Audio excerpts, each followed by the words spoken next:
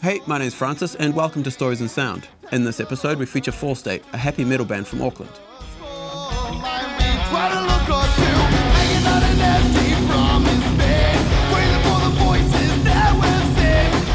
We include live performances of their songs Who the Fuck is Cameron Brooks, DUI, Live Forever or Die Trying, and a new unreleased and untitled song referred to as The Other One.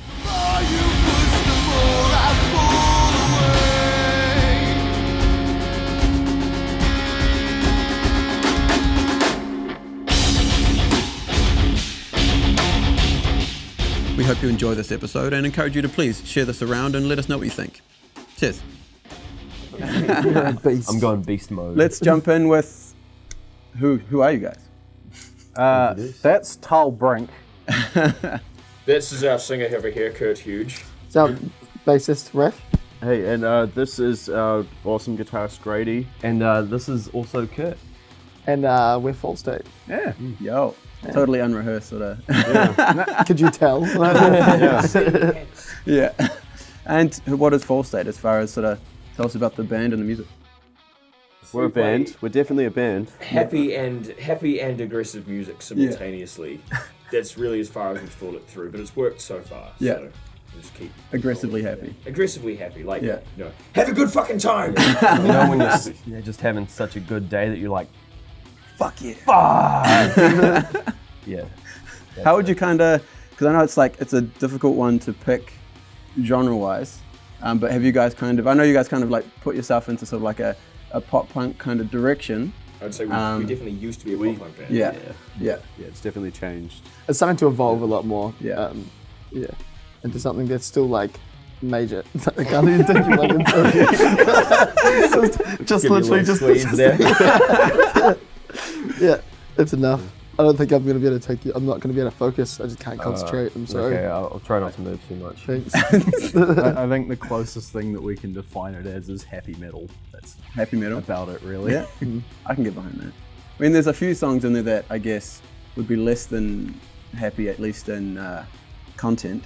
Yeah, totally. We've been trying recently to sort of do some other things that aren't just aggressively happy music, and you have yourself songs like DUI or Epilogue that we've tried to branch out with. Well, yeah, try and give people some seasonal depression with. Yeah. But really, like we do like put most of our stock in the aggressively happy thing that seems to be what gets everyone's rocks off. Yeah. It's not smiles all the time. You know, sometimes there are a few frowns for it. Yeah. Just tell us about the history of Fallstate, in terms of where it started and who started it or whose baby it might be. Right on. Definitely his baby. Definitely Tal. Yeah. All right. Well, We're just the hired guns. Emphasis on the guns. Yeah. Guns. It's the gun show. I mean, originally it was. We started out. What, sort of 4 or 5 years ago? 2015, I think. Yeah, mains. Yeah, 5 years ago. Oh, yeah. And originally it was sort of just me and a mate playing around with some stuff. Tim, who's not in the band anymore, playing around with some bits and pieces. And then as these dudes started coming on board, it sort of became a bit more of a collective work, and everyone now sort of contributes and puts ideas on the table, and I think it's worked out all the better for it. Yeah. Because as far as you started with Tim, how long was we working with Tim in there for? So that's probably like 2 years. We had an album out, which you can find, I think, only on Bandcamp now, because we pulled it from the rest. We pulled it from all the other streaming services. But yeah, he was probably around for about 2 years, and then we hooked up with Kurt and started working on. We hooked up with more recent stuff. Brady wasn't in the band for a bit there too. Yeah, that's right. Brady's a new addition too, technically speaking. We're a four-piece. Yeah, for a little bit. Humble beginnings. Grady came in ages ago, but end of 2016. So still like within those first couple of years. Yeah. And made it vastly better after the doing first so. album, but before the first EP. It was really good having someone who can reliably play like all the guitar leads without messing them up. And what about sort of Kurt joining the band? Sort of like when Tim kind of left, what was the process like in terms of, okay, what are we going to do? And how did you sort of come up with Kurt? Well, it was a few months before that happened. I heard these guys tracking, they'd put out snippets on Facebook of them tracking the Godzilla EP. And I remember at the time I was looking for a new project. I was looking for something to do. And I messaged Grady straight away. So I've known these guys for quite a while before that. Well, I knew Blake and Grady for a while before that from playing in other bands previously. And I messaged him saying, like, holy shit, do you have a singer for this? This is fucking awesome. And that was when like he was like, oh nah, we've already got a singer. And I guess that sort of like that just put the idea in their heads that I was looking for something, and then the opportunity come up. Yeah. After Tim left, we were all sort of sitting around trying to decide what to do after that, because we knew we wanted to move in a different direction. We weren't sure exactly how to make that happen. And we're trying to just sort of spitballing ideas, trying to come up with a singer who might be able to do all of the things that we wanted to do. Yeah. And just Which looking. is a hard task. Exactly. And then looking through all the sort of rock singers that are around in the scene, we just sort of kept coming up blank. Like, none of these guys can do what we like want them to do.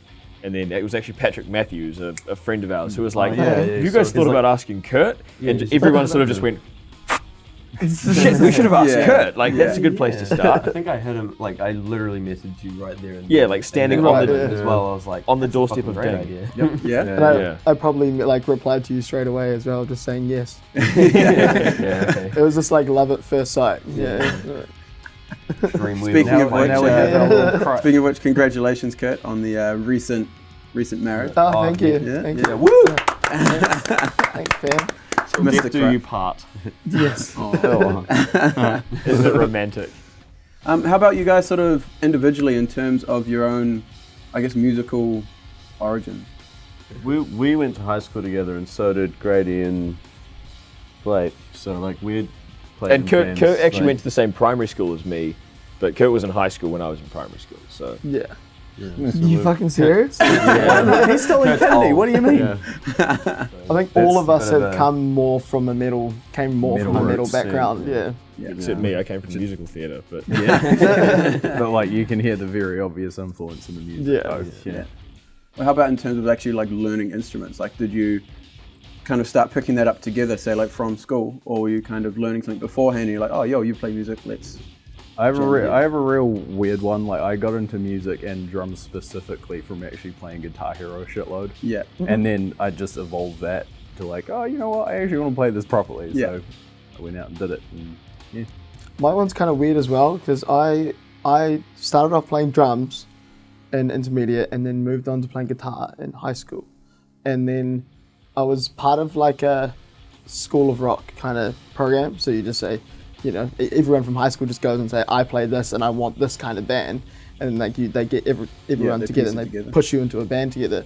And I wanted to be a guitarist in like a metal band, and we couldn't find a singer.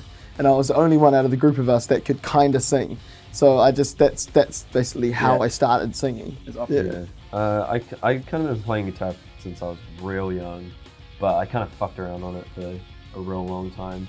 Until I was about 12 years old, and then I got like a real solid guitar teacher that kind of motivated me and showed me ways to play guitar that I was actually interested in. And that kind of just set it off for me there. Just having an actual motivator in my life, I think is someone that kind of saw kind of the stuff that you're into and sort of fed that, as opposed to play this scale or here's this how chart you play and Feliz Navidad. I don't care. It sucks. It's the problem with when I tried to learn piano. It was literally exactly that. I really wanted to learn piano, started getting lessons, and just like, okay, play this like old-timey like scaled stuff, and I was just like, this fucking sucks. This fucking sucks. I want to play some like real intense, like emotional shit. And so I quit that. I was kind of similar to Grady, like in primary school playing guitar, but just wanted to be like in Metallica, but they wouldn't teach me how to. So, like, they wouldn't reply to my emails. But they just wouldn't show me the way. So, I just fucked around for ages, and then got my first bass when I was like 13. Never really had a bass teacher. I just went to like a guitar teacher who kind of understood it and just sort of showed me how it worked, and we just kind of kept jamming. Just kind of jammed with this guy a little bit in high school, but you know, he liked Green Day, I liked Behemoth, so the perfect. But So Yeah, no, we jammed in a couple bands in high school a couple times, but like nothing super Nothing serious. serious. But yeah, it wasn't until like Fallstate started band that we did anything like super serious. I guess we did like Symmetry rock less, but Everyone did Symmetry rock on the way through, eh? yeah, you know. One of those rites of passage. So yeah, now here I am spending a lot of money on it. All my money on it. Metal. Very, very metal.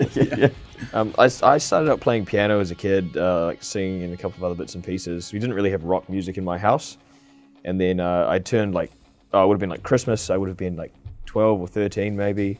And I got dropped off at St. Luke's Westfield in Albany with like $200 Christmas money. Went in and spent it all on just albums. Yeah. And that sort of kicked off the whole thing for me. I went and bought myself like a crappy classical guitar, nylon string, strung it down by my knees, learned all the Green Day songs, and then just gradually did the typical like Bullet for Valentine, Metallica, Slipknot, go through the whole thing, and ended up playing guitar properly, I guess 15 or something, and then started jamming with these dudes, and that's the first time I really got into band stuff proper. Yeah. I think this is a good point to actually check out a song. So what song you guys want to showcase first? Kick it off with Cammy B. Yeah. Tell us a bit about Cammy B. Holy Well, The personal song. He's the guitarist of Fight for Glory. He's about 5'10", slim build, Used to have brown dreads, hair. no more. Yeah, they're gone. And how about the song? But the song is about kind of is the song. it's a song about a friend of ours who's an exceedingly interesting individual, and he deserves They have a song. to have several songs about yeah. him, but we're the only people who've done it so far. Eventually, everyone else will cotton on and write We songs actually about did him two. We did another one in a grind band. It was a joke one time, but But this song's much better. this one's better. Yeah.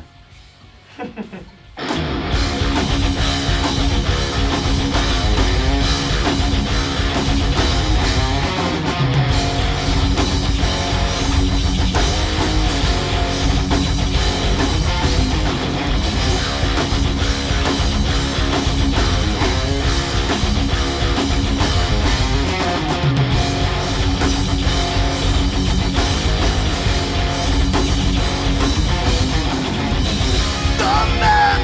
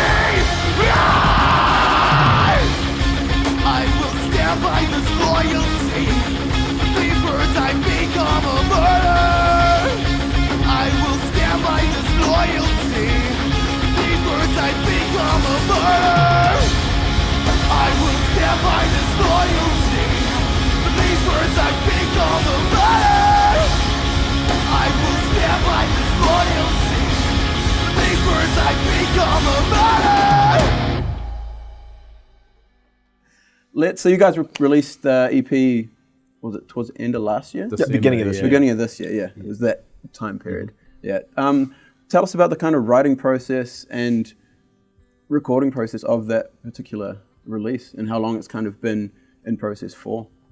Ages. Yeah. That was in process probably since the previous EP was even out. Yeah. We seem to do this thing where we'll finish the last release and then we've already started the next one and we're already like, man, this shit's way better than this. Then do you lose any motivation like pushing the previous one? Yes. Because you're like, this does better. Basically, it was kind of just let's just write songs. It wasn't like I guess like there was never really an end goal in mind as we just started writing songs and then it was like, okay, we've got enough now, let's put a package together. It did help that we all lived together. Yeah. Well. Except Kurt. Except Kurt, but we all lived together, so like we could just walk into a room and just make noise. And do it straight away. Both EPs were recorded in that house as well. Yeah. Recorded the whole thing at home. Yeah. What sort of things did you use as far as sort of like, did you record through models or did you kind of mic up an amp or what? Yeah, it was very DIY. We just used what we could. We were generally miking up a cab and we had it was my bedroom cupboard, but we stripped it out and turned it into a vocal booth / isolation booth. Yeah. So there was a cab in there. So we usually plugged in through there. Had a mic on that cab. The classic 57 sort of. You know it. Yeah. You know it. 57 off Axis drums. Yeah. Drums were all MIDI. We did bass DI, and then we just used to shut Kurt up in this little room, and he'd get naked and sing and try not to. It was literally for the story. So I used to sometimes it'd get really hot and sweaty. I'd take the shirt off and stuff like that. There was one day where it was extra hot, and I just wanted to have the story, so I got fully naked. What particular song has got your naked vocal? I can't remember. Probably deleted those tracks as well. Something on there. It's just like me butt ass naked recording that. Yeah, 10 out of 10 would recommend. Very, very liberating experience. Yeah. Did you feel like very sort of vulnerable in that sense? You could really connect with the music. It was more like I Kurt probably always feels vulnerable. It's probably like shared. You could probably hear the fear in my voice, is hoping that someone would fucking open the door. How did the songs generally start out for you guys?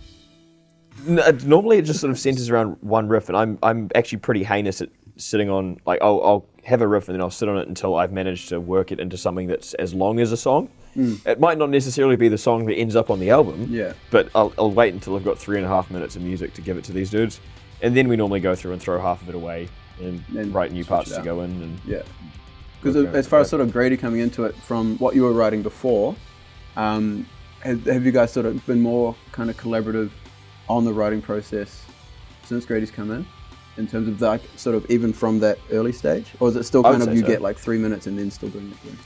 It was good for like being able to bounce ideas off each other as well, because as far as I knew, you had all the guitar parts on the first album, so like just having that, being able to go back and forth with someone, I think really made it a bit more unique than just one person's idea of how the guitar part should go. Yeah. And how about the new stuff? Oh, so I was just going to say, we did have a play around with some stuff on Disorder and Symmetry. So Epilogue, we actually all wrote that together sitting in a room at the same time with nothing. We started from scratch and sat down to write a song. I didn't even know that. There you go. We're all learning. Almost all of you.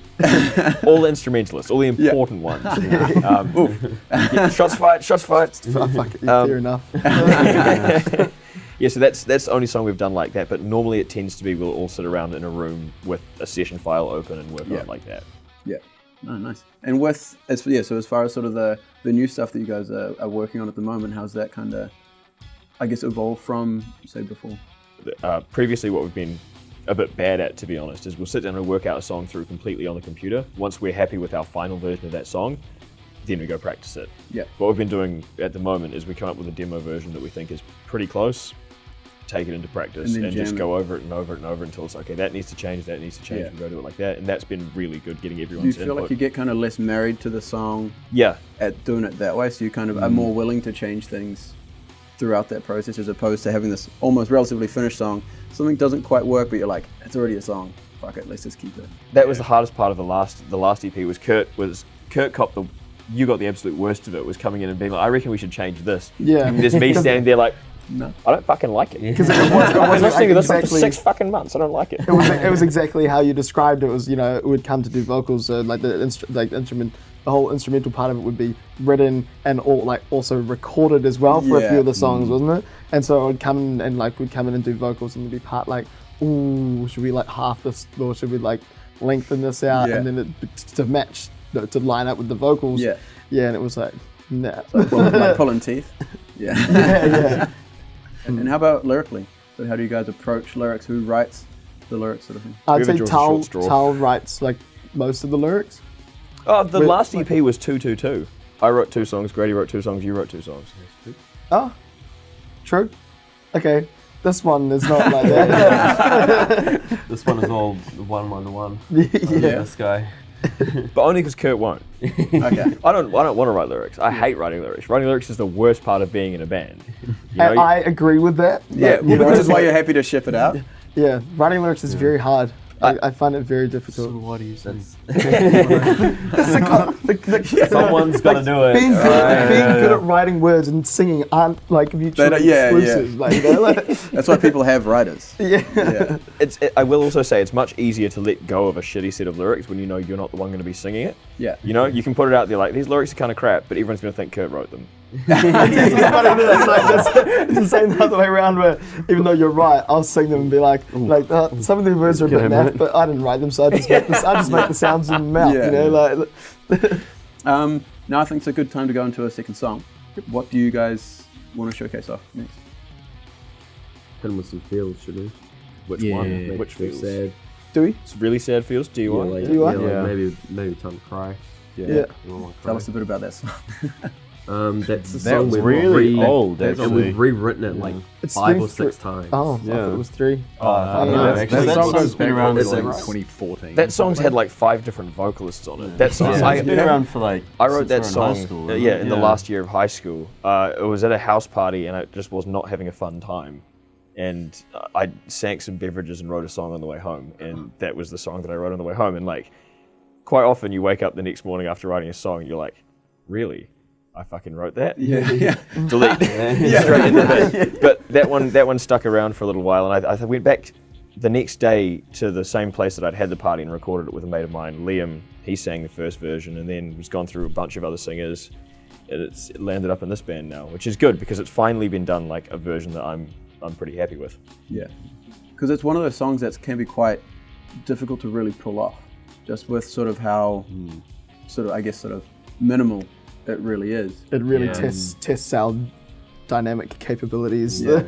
But it's a beautiful song. It's just sort of, like you're saying, it sort of brings the feels for sure. Mm-hmm. Yeah, definitely nailed it. Let's check it out. I sit outside as we get drunk again. It's the story of my life. It gets easier each time. I watch the memories fall away again to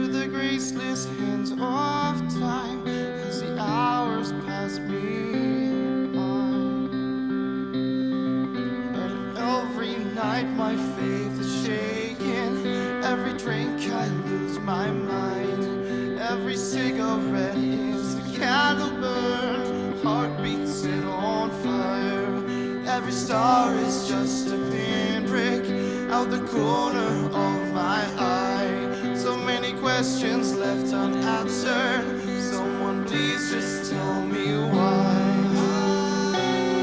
Don't we let this go and fade into the night? We can just burn out and leave this all. We're only chasing safety. We'll never make it home.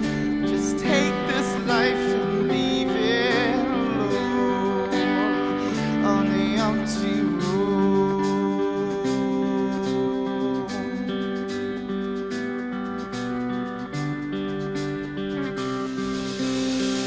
I sit outside and count the stars again. It's the story of my life. It gets easier each time. I see the faces of the ones I love and the ones who I don't know as their eyes turn to stone. And every night my faith is shaken. Every drink I lose my mind. Every cigarette is a candle burn, heartbeat set on fire. Every star is just a pinprick out the corner of my eye. So many questions left unanswered. Someone please just tell me why. Don't we let this go, feed into the night? Make it death burn out and leave this all. Only chasing safety, we'll never make it home. Just take this life and leave it alone on the empty road.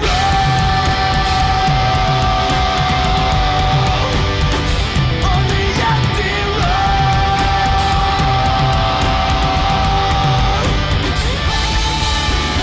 Only chasing safety, we'll never make it home. Just take this life and leave it alone. Let the rain clouds follow me out. They will never know the places I've gone. You can stop me from trying to do this alone, 'cause I'll never be lonely when I will be my own savior when I'm said and done. I will be my own savior when I'm said and done.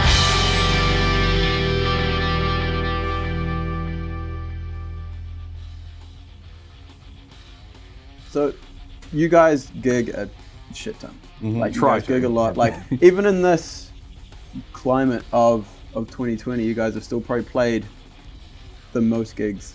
You know, like in the windows that have been available. Yeah. Yeah, like what is it about playing live that you guys really kind of you get behind? Like, what is it that makes you want to get out there and do it? I feel like that's probably where our music translates the best. It's like a hype A train. lot of energy, yeah. Just with the energy and just everyone having a good time, drinking, partying, you know. Yeah. Also, we don't take ourselves too seriously, so you can sort of insult the audience a little bit and have a bit of and insult each other and have a bit of fun, and no one takes it too seriously. It's like it seems to be where it's easiest to just whack a smile on and have like a lot of genuine fun playing songs. Yeah. How did it kind of feel starting out performing, and sort of as far as like nerves and things like that, and sort of do you still get some of those same kind of feelings getting up on stage now? Or is it sort of a bit different? Or does it depend on the situation? It's situation dependent. These dudes were all like well-seasoned musicians by the time I started playing, so I was canning myself when I first started. when I first started playing shows, I was scared shitless. Was it the whole like looking down? The whole like genuine, like your hands are doing this and like you like, trying to get through the show and just not shake too much. Yeah, but unintentionally. Yeah. But yeah, I don't have that anymore. You get to a point where you're just so desensitized to it that it's just like, Yeah. You can't really see much anyway, usually, because lights are kind of in your eyes. lights You are kind on of your like, face. You're like, oh. Is it sort of like like once you start to play that first note sort of thing, you go, okay, now then it's on to relative autopilot? Yeah. Exactly. Like, You muscle kind of memory just comes in, the and songs just also, kind of like, go by and by. You know. Yeah. you don't want to be the guy that gets laughed at as well. So that kind of kicks in. Unlike Tal the other night. Yeah. Well, I mean, we have a technical issue like once every 3 shows or something. It's tradition. And what sort of gear do you guys like to use, both like performing live and into the recording side of it? Pretty much the same on both sides. We kind of use what we play with live. Me and Tal are pretty big on artist guitars. They're a New Zealand, Australian guitar company, and they make super cheap guitars, but they're really good. Yeah. The ones that we played on Disorder and Symmetry are $120 guitars. Yeah. And they sound fantastic.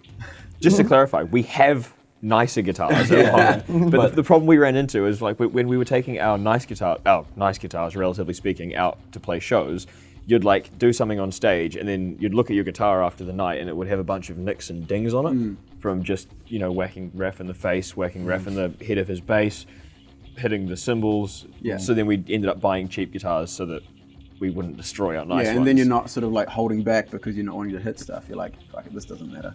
Yeah. But like our cheap guitars now look exactly the same as they did when we took them out of the box. Yeah. So like we've just had no issues with them, so they're our number ones now. Did you switch out pickups or anything like that? I haven't done yet, but we'll need to, yeah. Yeah. And how about amps wise and into basses? You guys run the same amps, so just Yeah, we run Laney IRT Ironheart studio heads, so the little 20 watt rack mount units. You don't really need more than 20 watt for what we do. Just leave the volume on 10 all the time, but they're like our amps go to 11. we all run in-ears, but we insist on having cabs too because stage volume is essential. And in terms of bass, I play just a lot of really heavy shit in my spare time. So I got a 5-string which I'm playing at the moment, which probably not going to be the main guitar I'm going to use for Fallstate, but it gets really low, so that's cool. And I play expensive dark glass pedals, which just like you don't really need much else. You kind of just flick it on and it changes the ball game. It's a sound good box. Yeah. And I bought 2 of them, so that's where that sort of that's where that expensive thing comes in. But it's pretty basic reggae. I just overdrive, have a gate to stop it screaming, and that's kind of it. Then we run drop tunes for some stuff, and that's kind of it. And how about drum? I actually was really lucky with the timing. I just got a new SJC Tour Series kit, bought in from America, so like very happy about that. Is that like a dream kit? Yeah, that's like the kit I've been wanting for like the last 5 years. Yeah. So that's like end of kit, I will use that until I die. Or at least until I get a custom one done. Yeah, but or an endorsement or whatever. Yeah, that's like way down the line. I'm not even thinking about that right now. But then, and then I usually use Sabian cymbals as well, just because I always love them. They always sound crisp and they cut through real well. Yeah. And then, what am I using? Promark Sticks. Yeah, those are pretty much main ones I need. Where you go to. Yeah, because they're like, they have this real cool thing where if you start sweating during a show, they actually grip up against the sweat. So, not that it helps me a lot, but these guys are looking like and on that note, we'll cut to a video. And Kurt uses his throat. That's his equipment. I just have a piece of shit 58, which has so many dents in it, and it just still works. Yeah. It doesn't sound any different to a brand new one, really. It's the same like we're saying the 57. It's kind of that's the workhorse mic that you go to a venue, they're going to have it. Yeah. So practicing and jamming with it kind of just makes sense. There's quite a bit of my teeth on that microphone from trying to swallow it, trying to eat it, smashing my face into it. That microphone has had some spectacular impacts with the ground. Yes. What's the rest of 2020 and coming into 2021 looking like for you guys? writing. Writing and recording. Yeah, we've got We've got a couple of new songs going through at the moment. Yeah, we're sitting on about 3, but it's just going to be like, what's the time frame going to look like for recording these, and then like, where's the next stuff going to come in? You know, it's just going to be figuring out all that stuff amongst all the live stuff that we can get in as well. We're also trying to improve on the admin side of things as a band. Like, we love playing songs, we love writing songs. We're not good at everything else. Like social media, like don't have time for it, and you know, actually putting time into like book shows and book tours.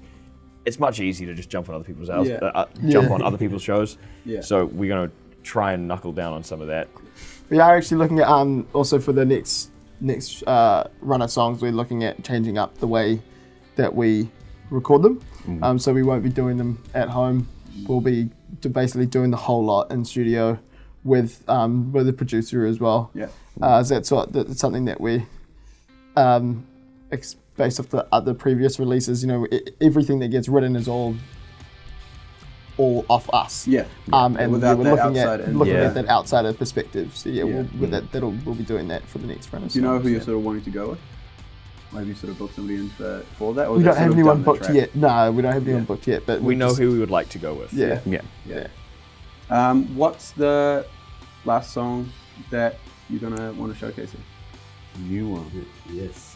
Other one. The other one. The other one. Which we gave a name today. Yeah. The other one. Oh, the other one. So which one? The other one? The other one. The other one. Exactly. The other one? Wait, so me and Kurt are talking about the other one. But not that one, but the other one. No, exactly. the other one. Yeah. Which The other one? The other one. The other one is the new one.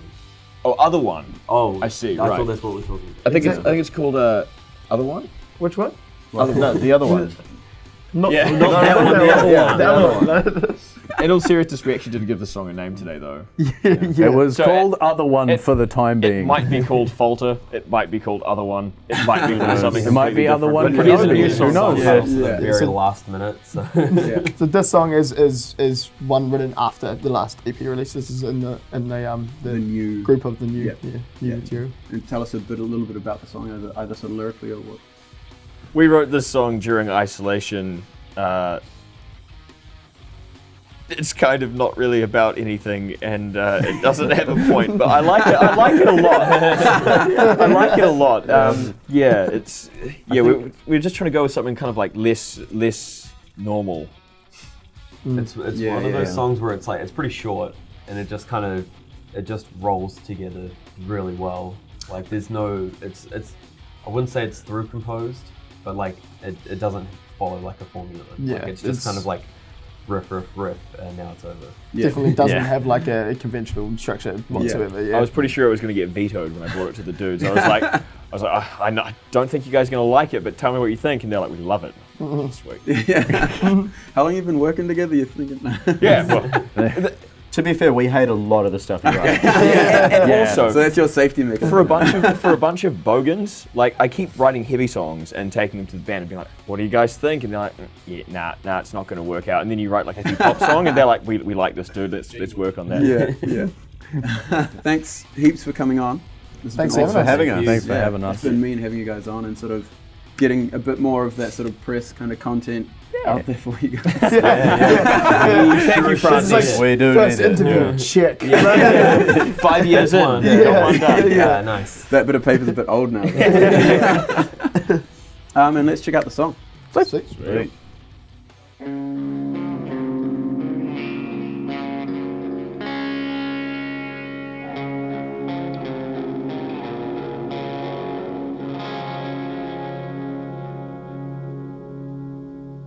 We run away when it gets too cold to